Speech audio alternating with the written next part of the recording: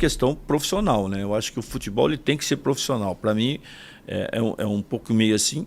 Eu não digo SAF, a palavra SAF, mas tem que ser tipo assim, uma pessoa que ela tenha o clube, ou ela comanda o clube, mas profissionalmente, né? Então não sei como seria tratado. Vou dar um exemplo, né? Vou dar um exemplo que você teve lá aqui em Limeira acompanhando quando a Inter estava numa situação muito difícil. A gente entrou com um grupo de 10 pessoas colocando o dinheiro para acertar a questão financeira de salário, para o salário não ficar para trás.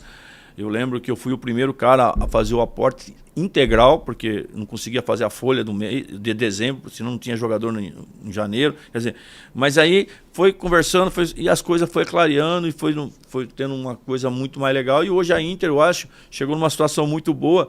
E parabéns para aquelas pessoas também que estão no comandou.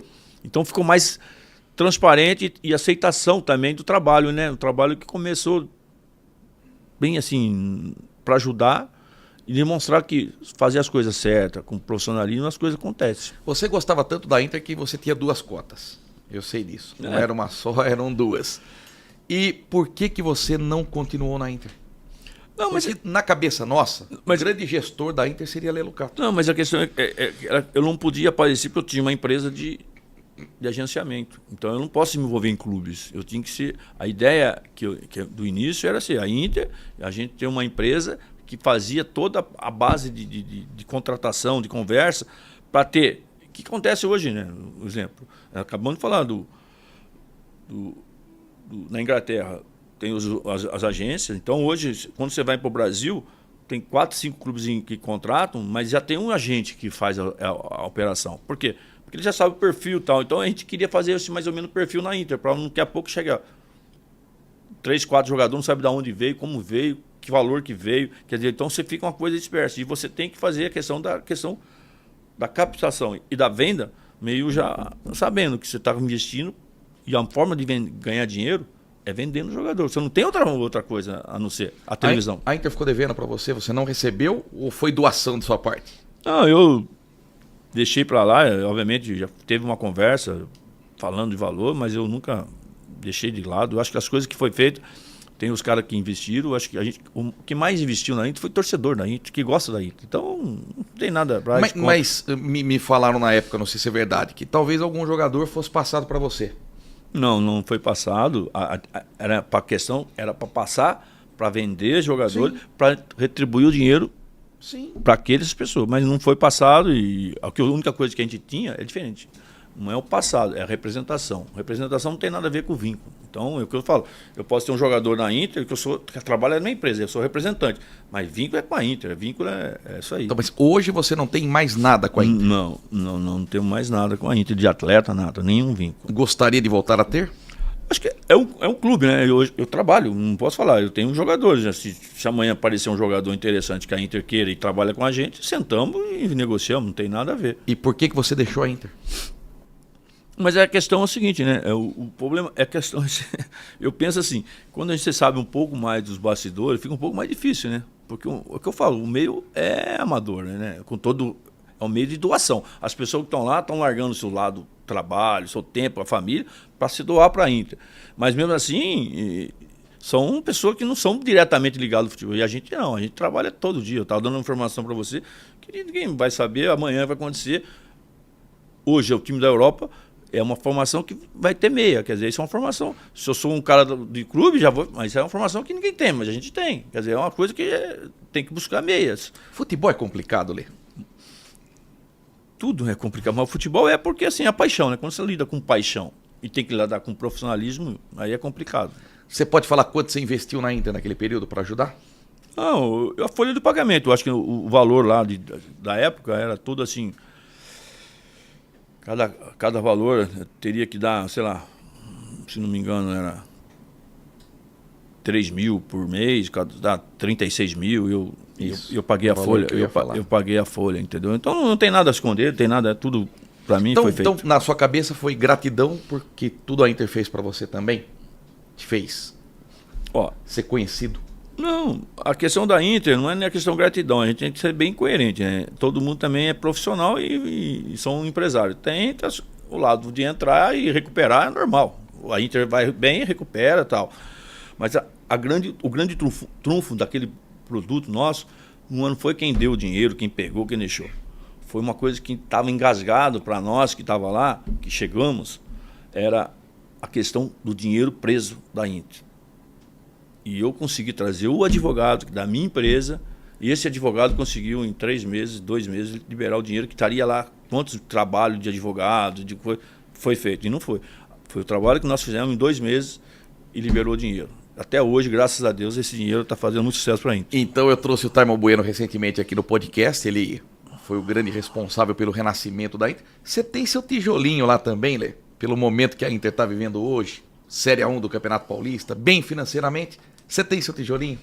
Eu não digo tijolinho, eu digo minha contribuição. Se foi bem para a Inter, eu agradeço e fico feliz, porque eu acho, como limerense, como um cara que trabalha no futebol e vê a Inter forte, porra, é a coisa mais linda. Tive uma conversa com o presidente, né? E eu achei muito legal, muito sensato, que ele fala, pô, tem que ter uma empresa, tem que ter uma... Por quê? Porque ele sabe que é dificuldade.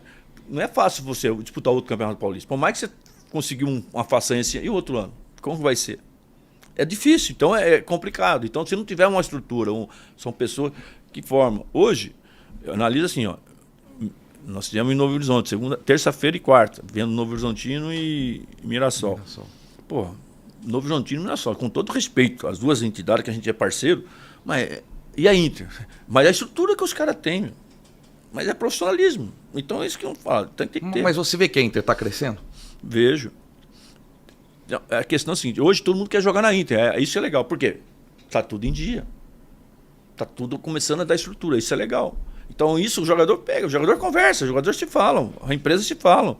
Então isso é legal. E você, por ter jogado na Inter, tem muita gente de fora que fala, pô, a Inter tá bem, olha que legal a Inter no Paulistão de novo. Não, é muito assim, o futebol ele é muito rápido e a informação é mais rápida ainda. Então todo mundo fala, pô, aquela Inter e tal. A única coisa que a gente cobra, que eu acho que isso é importante, hoje eu tive no 15 ontem não, quinta-feira, numa reunião, 15 de Piracicaba. E a verdade é o seguinte, todo mundo está atrás do 15 de Piracicaba. Aí eu falo que eu plantei a semente, vendi o Edson. Os caras começaram a falar, vende o Edson, gente. Torna-se um time vendedor, porque aí toda a base vai querer vir jogar aqui, vocês vão vender, agora vocês ficam amarrando e tal, vão vender o Edson. Conseguimos vender o Edson. Aí daqui a pouco, vendeu quem? Beraldo. Aí o nigeriano nosso foi pro Flamengo. Da onde saiu do 15? Quer dizer, então o 15 hoje está sendo procurado por todo lugar. É isso que eu acho legal. Então, quer dizer, os caras ouviram, entenderam, e hoje eles falam, nossa, agora nós estamos... Quer dizer, é isso que tem que fazer. A Inter tem que começar também a fazer esse trabalho. E aí tem que fazer, porque a hora que começa a sair um outro, aí os jogadores começam, o clube começa a rever financeiramente e também torna uma rotina de que um clube que os caras vão lá e falam, os caras vendem a gente, cria jogadores. E você torce para a Inter, né, Lê? Você quer o bem da Inter. Sempre, eu acho que as pessoas veem isso de um lado totalmente equivocado, que eu não gosto. Não é isso.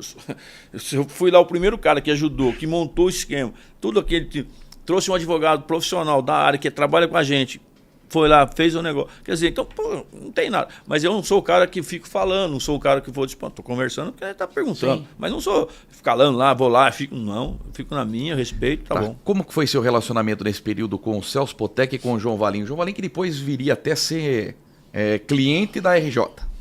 Então, o João Valim sempre respeito, tudo, uma conversa. A única restrição que tinha é o seguinte, que o Celso, profissional... Mas é aquele negócio, né? Ele agia muito pela emoção, não pela razão. E a gente estava lá com razão, porque nós tínhamos um propósito de acertar a Inter.